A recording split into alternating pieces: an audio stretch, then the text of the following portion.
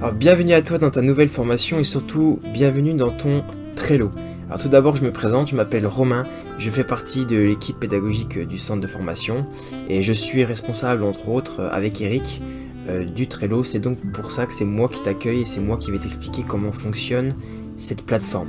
Alors avant de commencer, pas de panique, tous les Trello, toutes les formations possèdent un Trello qui est fait de la même manière.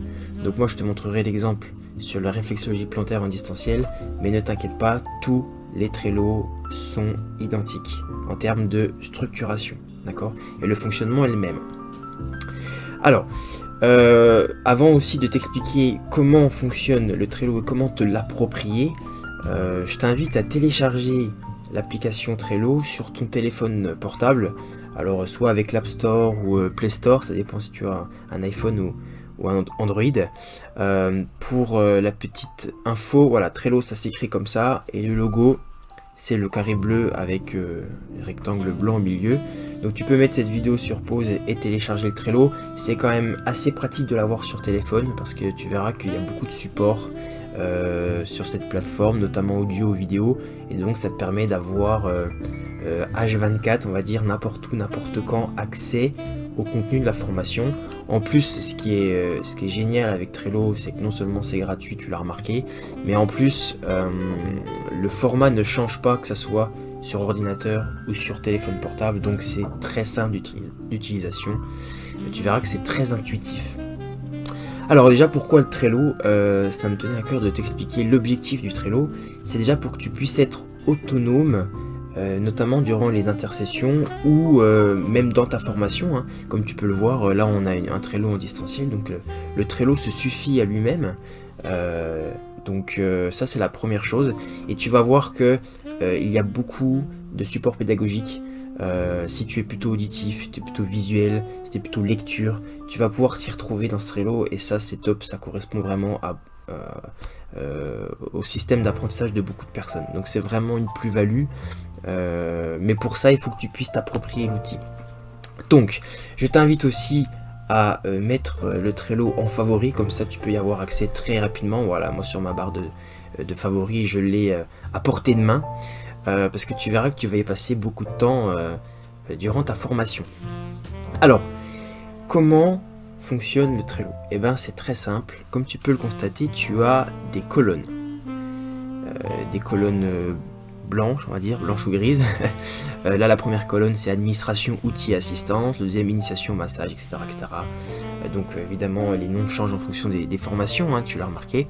Mais voilà, en tout cas, c'est un bloc, ou alors on appelle ça liste aussi, mais un bloc, une colonne. Et dans ces blocs-là, dans ces listes-là, tu vas trouver des cartes. Donc, les cartes, elles sont ici, donc qui sommes-nous, documents à lire, etc. etc. D'accord? Alors, on a aussi mis des couleurs aux cartes, tout simplement pour te donner une idée en fait de ce qui t'attend. Voilà, comme je te laisserai lire, hein, tout simplement, quand tu regardes les couleurs. Voilà, ça t'indique si c'est plutôt un cours théorique, si c'est plutôt de la pratique, si c'est un rendez-vous, etc. etc. Donc, quand tu as accès au bloc, tu as aussi une vision de ce qui t'attend. Donc, voilà, c'est intéressant. Ça me fait penser d'ailleurs, je t'invite à faire les cartes dans l'ordre. Pourquoi? Parce que Eric et moi, nous avons construit l'ensemble des formations avec forcément une certaine cohérence. Okay, c'est un peu comme une série Netflix. Si tu commences par le dernier épisode, alors oui c'est bien, tu sais tout, mais bon, c'est pas très cohérent, tu sais plus qui est quoi, qui a fait qui a tué machin, un tel. Voilà, là c'est un peu pareil. Si tu regardes la dernière carte du bloc, tu vas avoir le contenu avant d'avoir l'historique ou ce genre de choses. C'est pas forcément cohérent, donc vraiment je te déconseille de faire les cartes dans le désordre. Suis-les les unes après les autres, c'est très important pour la cohérence et pour que tu puisses avancer correctement. On a aussi fait en sorte que une carte égale une action ou un savoir ou un thème en particulier. Ok, c'est vraiment step by step, étape par étape. Donc voilà comment fonctionne le Trello et cette cohérence. Donc je t'invite à jouer le jeu en termes d'ordre, quoi. Alors sur la démonstration, là sur l'exemple que je te donne, tous les blocs sont visibles, mais toi en fait tu vas avoir au début seulement le premier ou le deuxième bloc, et ce sont tes formateurs qui, au fur et à mesure, vont débloquer la suite. Donc tu n'auras pas accès à tout, c'est-à-dire qu'il faudra que tu fasses toutes tes cartes du bloc pour pouvoir débloquer la suite. Donc vraiment, voilà, dans un souci, encore une fois, de cohérence et de progressivité, quoi. Voilà, vraiment, step by step, c'est vraiment le maître mot de ce Trello. Alors, maintenant que tu as compris comment ça se structure, juste un petit point, voilà, chaque carte, tu verras qu'il y a des petits sigles, et ça t'indique en fait le type de contenu que tu vas trouver dans cette carte. Donc là, par exemple, les traits, c'est du texte, le trombone, c'est une pièce jointe, et là, le carré, c'est qu'il y a une checklist, donc c'est qu'il y a des choses à faire. Et en fait, l'intérêt pour toi et pour nous, c'est que tu vois que là, il y a beaucoup de checklists, par exemple, c'est que quand tes formateurs vont jeter un coup d'œil sur ta progression, bah nous, on va tout de suite voir déjà si c'est vert ou si ça ne l'est pas. Tu vois que là, par exemple, dans Qui sommes-nous, si la tâche a été faite, donc c'est sur 1 sur 1. Là, document à lire, ça n'a pas été lu, 0 sur 4. Donc en un coup d'œil, on voit ta progression, on peut éventuellement voir s'il y a des commentaires.